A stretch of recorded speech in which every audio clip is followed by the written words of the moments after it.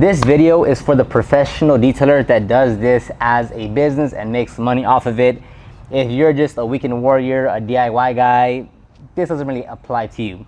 So this wheel is very dirty. The customer took it on a long trip. He hasn't cleaned it in however long. Like if you run your hand over it, it's very caked on. So this is a legit dirty caked on wheel. Now, what I see a lot on TikTok, Instagram, YouTube is people will grab like an all-purpose cleaner diluted 4:1 or 1:1, which is good, don't get me wrong, or something like an iron remover, and they'll spray whatever, let it dwell, and break it down. Now, on most wheels, if it's more like a maintenance style cleaning where it's not super caked on like this, it's fine. You could use an all-purpose cleaner diluted 4:1, 1:1, straight even. You could use your car soap even, depending on how the wheels maintain the condition that it's in. By the way, if you want to start your detailing business, you can click the link down below and download the ultimate guide to start your detailing business. There's over 10,000 words of pure content in that guide. It took me quite a while to write it actually, so click the link down below, download it, and put it to use. Now, on this specific vehicle, I would go straight to just acid, because the iron remover, it's not gonna do anything. You're wasting your time doing this. Yes, it's gonna turn purple. Yes, it's gonna look cool. But of the severity of this wheel, again, doing this as a profession, doing this because you have multiple vehicles to get to, doing this because you have to prep the vehicle in order to go to paint correction and ceramic coating. Doing this method here, letting it dwell, turn purple, rinsing it off, it's not gonna do anything. Once I rinse it off, there's still gonna be a thick layer of dirt or grime or brake dust that I have to clean. So we always just, like on this specific wheel, I'm gonna skip the iron remover and the all-purpose cleaner altogether, because yes, it's gonna work. Like if you do multiple passes, any cleaner is gonna work. Like Windex would work if you do multiple passes on it, right?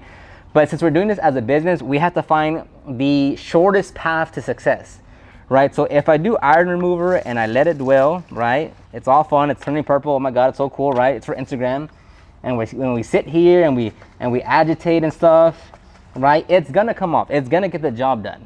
Now, if I'm doing this as efficiently as I can, and I want to get this done because I still have 6 other hours on the vehicle to do the prep work, to do the correction, to polish, to ceramic coat, and I still want to go home for the day, or you have another vehicle to get to, right? This here is going to be slowing you down. Now, what I would do on this, I'm gonna rinse it down. So there, it is clean, it did work. I'm not saying it doesn't, I'm saying it's not the most efficient way. So what I would do is I would take acid here, and I'm gonna spray even in the inner barrel here. I forgot to mention this when I was actually recording this video, but the one that we're using here is the Wire Wheel Cleaner by Superior. We buy it locally at AutoZone or O'Reilly's. With these types of products, because they're so harsh, they don't really ship them, I believe. So I would go and look for it locally. And again, I do highly recommend this as a professional setting on really bad wheels. I would make sure that, you know, I wouldn't use this on specific types of wheels because it can damage some wheels. So under the right settings for the right condition, if you know what you're doing, this is the way to go. Because what people do with the iron remover is they'll do that, they'll let it dwell, they rinse off, right? And then they still have to do another pass of cleaning because there's still quite a bit of dirt or brake dust on there. So what I would do is, or what we do here is, we're gonna spray it down with acid, right? And if you're moving fast enough, you can do this all in a few minutes, where you'll go wheel to wheel, rinse, go to the next wheel, rinse, and keep the process moving. I'm gonna spray it down with acid. And again, depending if you're like mobile and it's really hot, or it's not hot and it's like kind of winter or whatever, like that's gonna dictate how long it can sit on the wheel. I'm gonna spray acid, let it dwell for a little bit, and then rinse off, and 80% of that brake dust is gonna come off.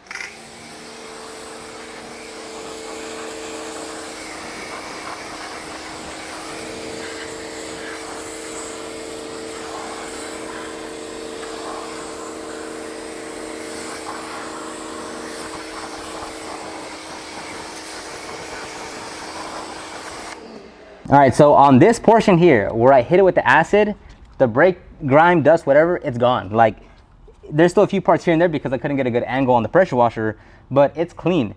Now on this side, even though I just rinsed it, rinsing didn't do anything. If I were to do the iron remover, let it dwell, it's gonna take some of it off because it's still a cleaner, of course. But for the most part, you're still gonna have to do another pass. And when it comes to acid, we only use this when it's appropriate, because this is a very aggressive cleaner. Like, I wouldn't recommend a DIY person, a weekend warrior, have this in their garage and every time they clean the wheel they're gonna be, oh, acid time. Like, no, this is for like when it's actually needed, because it's a pretty aggressive cleaner. It smells very harsh. You want to make sure you have some ventilation going. So with this one, it's like a when it's actually called for, when it's actually that dirty, we're gonna use this. So I put a little bit of iron remover right there. I'm gonna rinse it off. And again, it took off some dirt. It's like, it is definitely cleaner, but we would still have to do another pass. Again, doing this as a professional, being efficient, instead of doing all that, waiting, letting it dwell, rinse off, cleaning it again, you can take off. Again, it still depends on the condition. Like right here, it's taking off like 80% of the brake dust on the face. On the inner barrels, they're pretty trash as well, so maybe like 60% on the inside.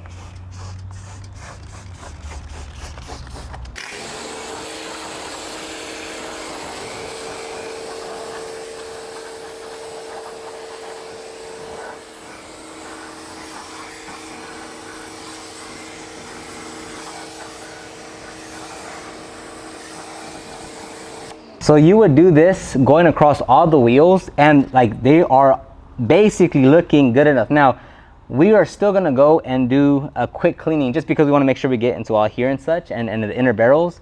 But I'm telling you, like, if the wheel's really dirty and you're doing this as a business, but if you're doing this for just views on your Instagram, TikTok, like, that's fine. I'm not hating on that. We do the same thing. But what I'm getting is when you're in an actual business setting and you have 1, 2, 3 customers for that day, and there's still a lot of work to be done, doing the whole iron remover thing, letting it dwell, rinsing it off, spraying APC, going super slow, that doesn't fit the business setting. So now what I would do, assuming all 4 would be done like that quickly, is now you would just quickly spray your all-purpose cleaner. And cleaning the wheel now is super quick. Like, you're not doing multiple passes because it's like it's already clean.